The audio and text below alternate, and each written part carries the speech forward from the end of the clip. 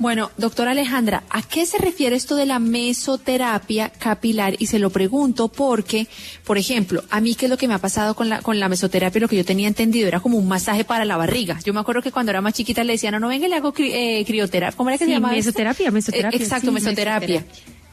¿Cuál es la diferencia? Sí, bueno, entonces miren, la mesoterapia es una técnica muy antigua, pero ella tiene un adicional a otras opciones de tratamiento como crioterapia, que es frío, y es que esta técnica lo que utiliza son agujas para inyección en el lugar donde se requieran, ¿sí? Ya puede ser para la piel o puede ser para el cuero cabelludo en el caso de la alopecia, caída del pelo, o a veces también se puede aplicar en lugares en donde queremos disminuir aquellas medidas que nos sobran como en el abdomen, y por eso, Caro, te la ofrecían para el abdomen, para que te inyectaran unos medicamentos que hacían que disminuyera la grasa en esa zona.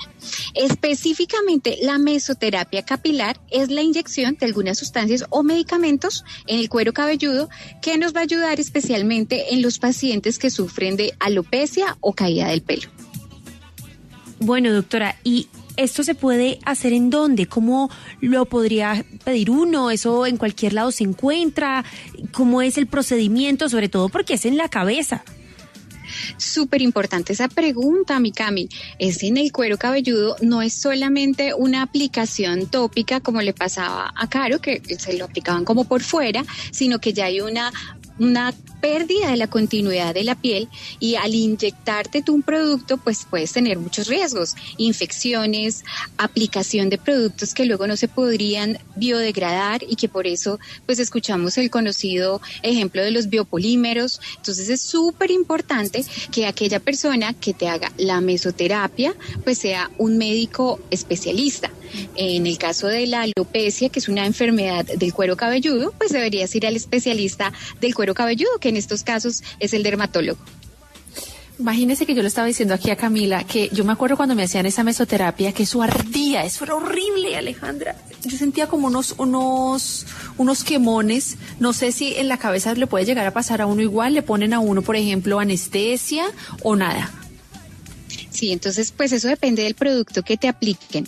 Hoy en día pues existen especialmente para el cuero cabelludo algunos productos como el conocido minoxidil, dutasteride, o una nueva técnica o tecnología que son los factores de crecimiento recombinantes. Ellos tienen la ventaja, Caro, de que no duelen tanto, pues sí duele como tal el pinchazo de la agujita, que es muy, muy, muy pequeñita, pero como tal este producto tiene un pH muy parecido al pH de nuestra piel, entonces no se siente como tal ese ardor horrible que seguro te aplicaban de lipasa o de algún otro producto para disolver grasita, sino que pues al ser un pH más o menos parecido al del cuero cabelludo no es tan doloroso. El dolor es como un ardor, de pronto lo recuerdes, que pues se siente al ser de un pH diferente.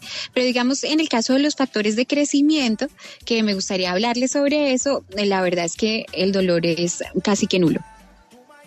Doctora, ¿y estos factores de crecimiento entonces vendrían siendo mucho mejor que el minoxidil o que el dutasteride?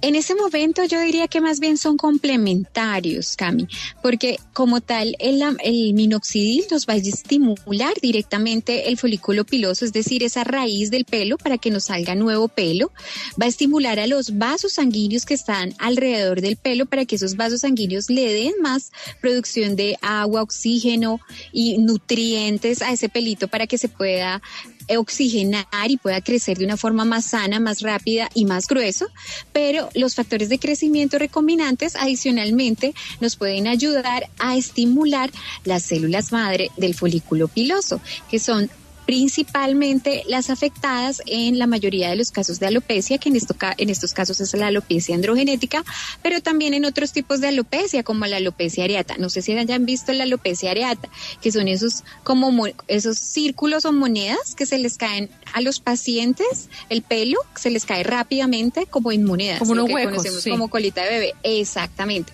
Esa es otra enfermedad diferente a la alopecia androgenética, y aquí también viene la importancia de que consultes con un dermatólogo dermatólogo cuando se te está cayendo el pelo. No todas las caídas de pelo son iguales y por lo tanto no todas se tratan de la misma forma.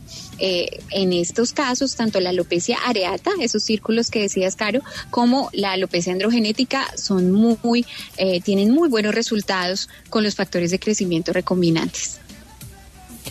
Ahí quiero preguntarle una cosita, por ejemplo, cuando una persona tiene alopecia, uno sabe que ya ahí en ese folículo pues no hay vello, hasta donde tengo entendido. Ese pelito, doctora, si uno le hace mesoterapia, ¿cómo se estimula si supuestamente en ese folículo ya no hay cabello o estoy equivocada?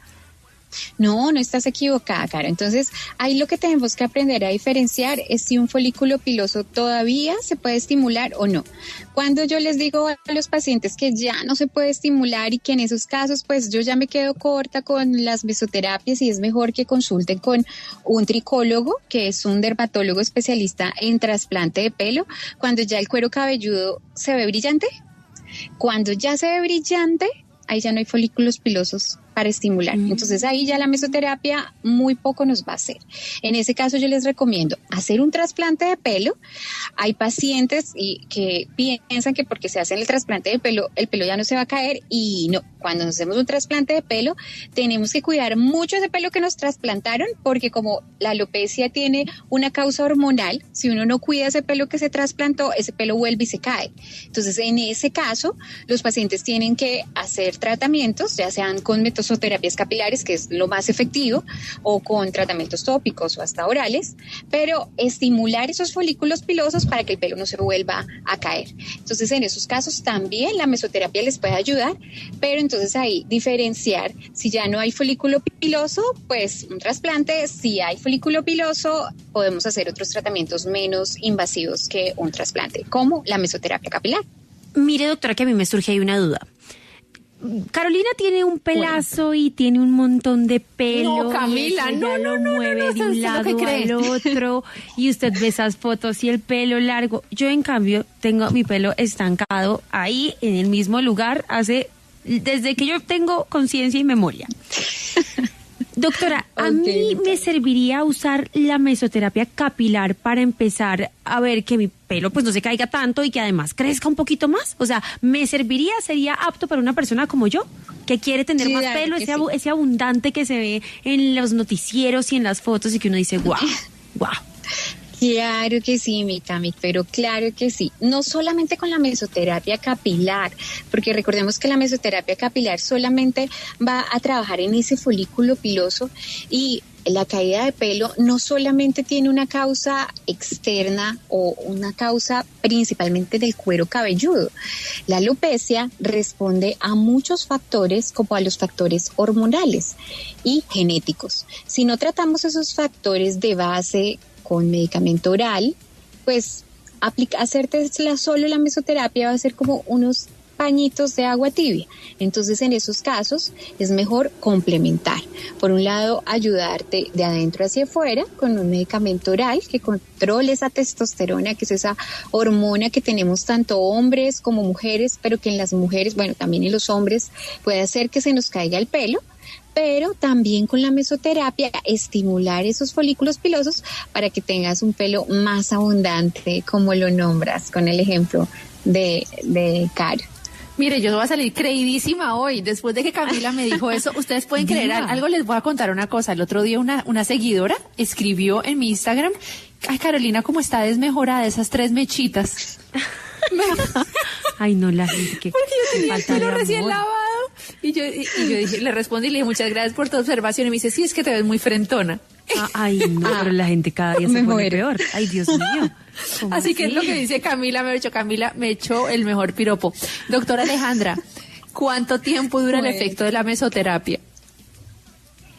Depende, porque resulta, pues ahí no les tengo una tan buena noticia.